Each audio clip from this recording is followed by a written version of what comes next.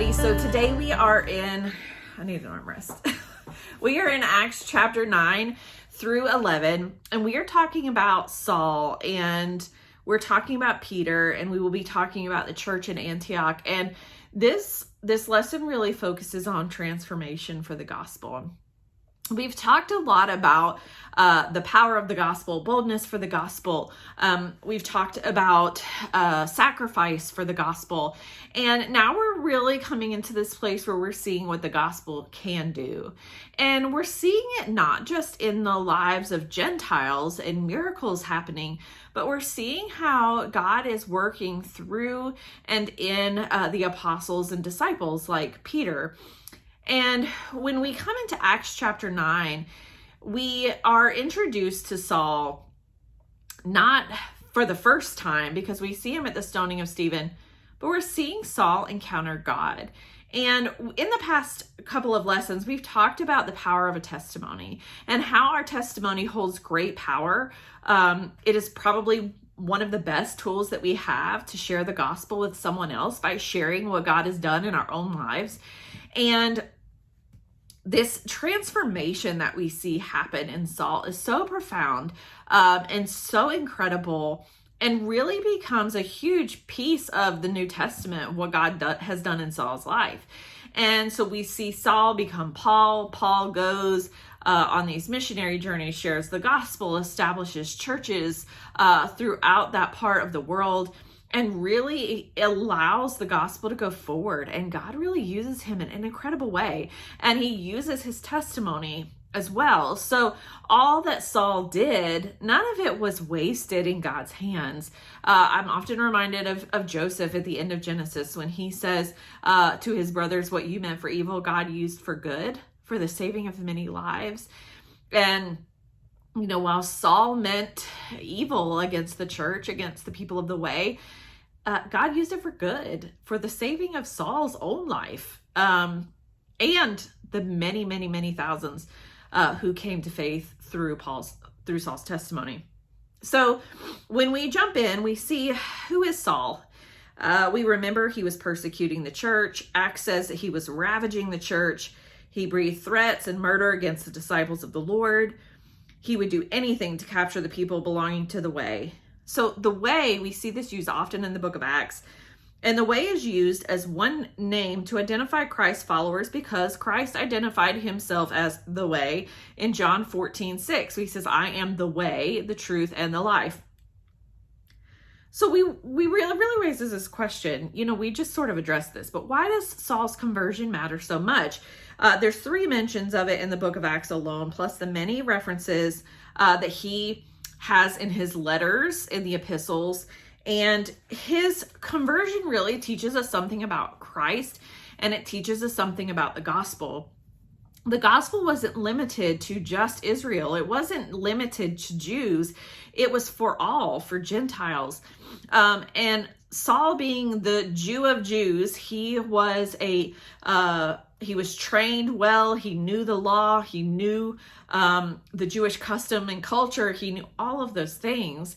And when we see that God encounters Saul, or that Christ displays himself or shows himself on the road to Damascus to Saul, it shows that even the worst have the opportunity to know Christ and to be changed.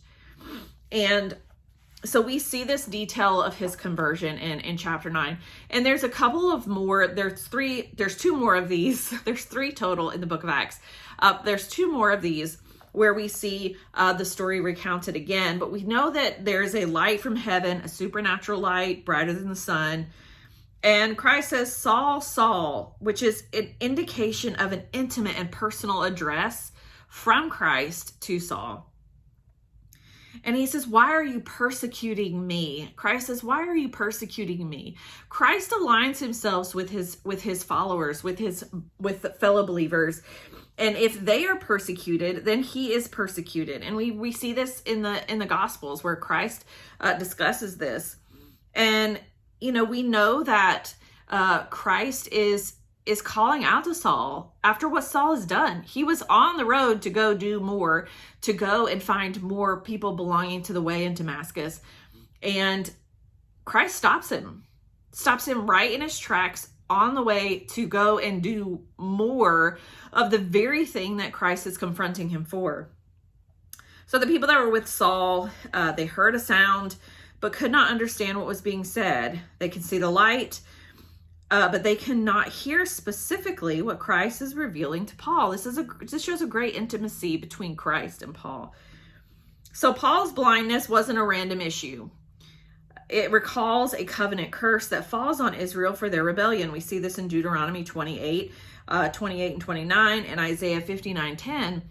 So this was not his blindness was not just a random occurrence or just something that God chose to do. This was reflective of a punishment. This was reflective of a curse. And we see how Christ has broken this curse, or breaks this curse, in Saul's life. And I really find it really interesting when God says, this is the mission of Saul. But he comes to Ananias and he says to Ananias to go, but he says, this will be the mission of Saul. This is what he is going to do for me. And we see that in verses 15 and 16. We see that God says he's going to be a chosen instrument. He will share the gospel for the Gentiles, kings, and children of Israel, all of which we will see him do before the end of Acts. And he says he will suffer. God says he will suffer for my name. And so we know this. If we've read through the epistles, if we have gotten into Paul's letters, we've seen how he suffered for the gospel, but how he did so joyfully. And he considered himself blessed because he was allowed to suffer for Christ. And he went and took this gospel promise, this covenant, this new covenant to the Gentile world. And he really took this gospel forward and shared Christ no matter what. And so God says he must suffer for the sake of my name. And we know that he was inflicted with great suffering. And he inflicted suffering on followers of Christ. And he is going to be he's going to receive it in return in Christ's name. So he is going to be under much persecution for Christ. And we see this really come into play in 2 Corinthians.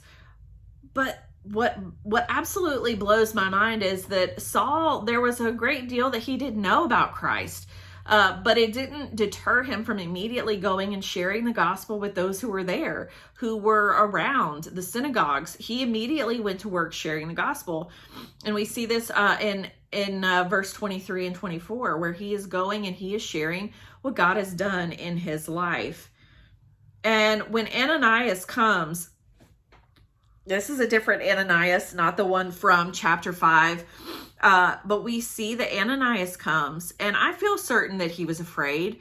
If Christ had come to him and he says, you need to go to Saul, and Ananias is probably like, wait, who?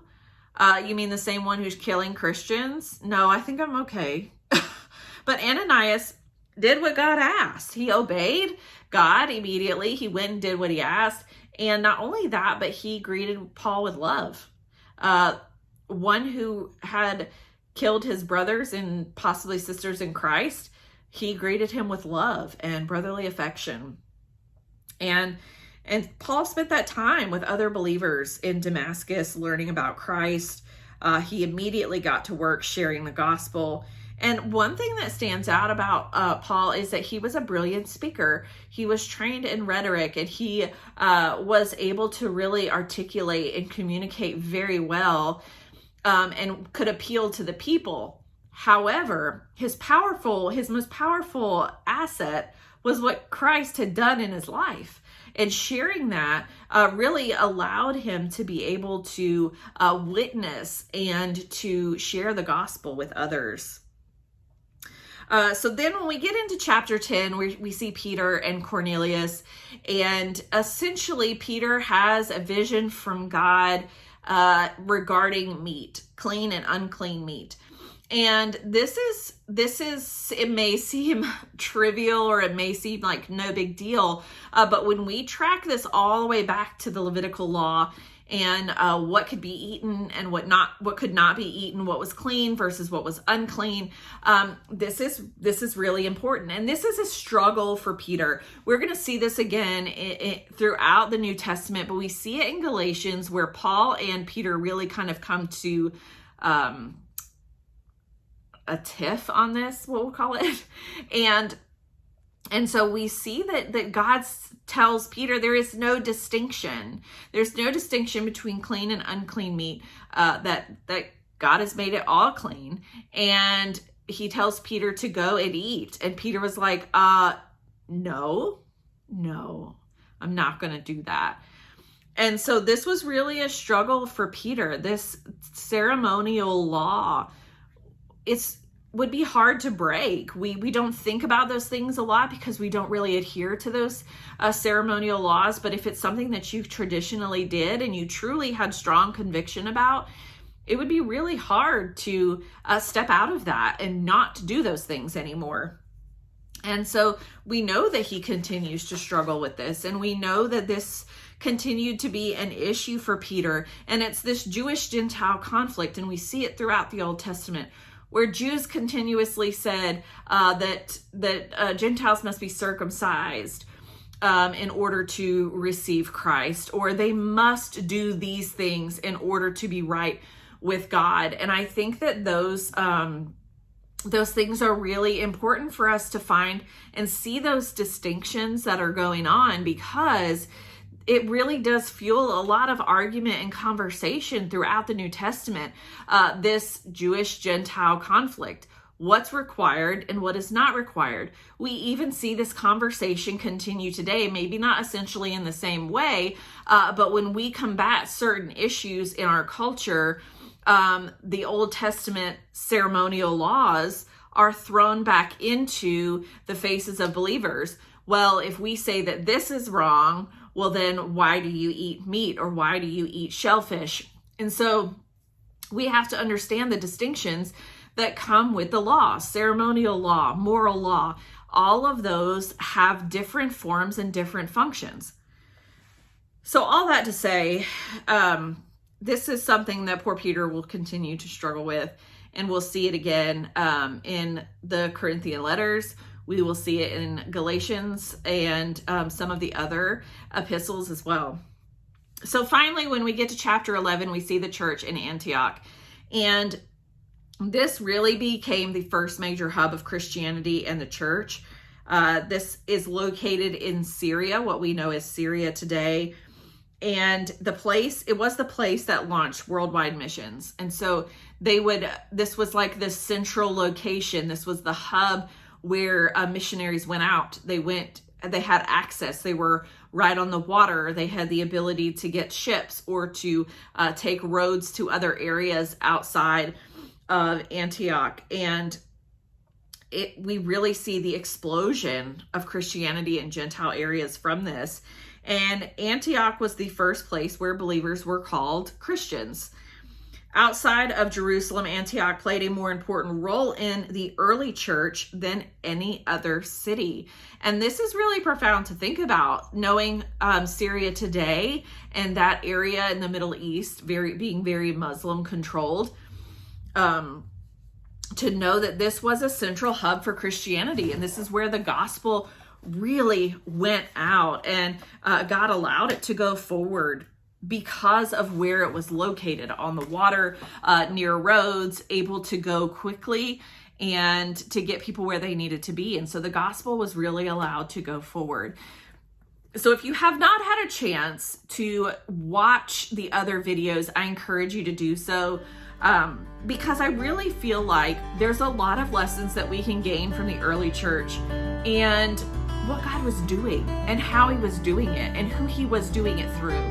And I think it's really important. There's these lessons that we are learning. We're seeing how God can transform anyone, change anyone, and do so with his incredible gospel by sending his son Christ to die a death that he didn't deserve on our behalf.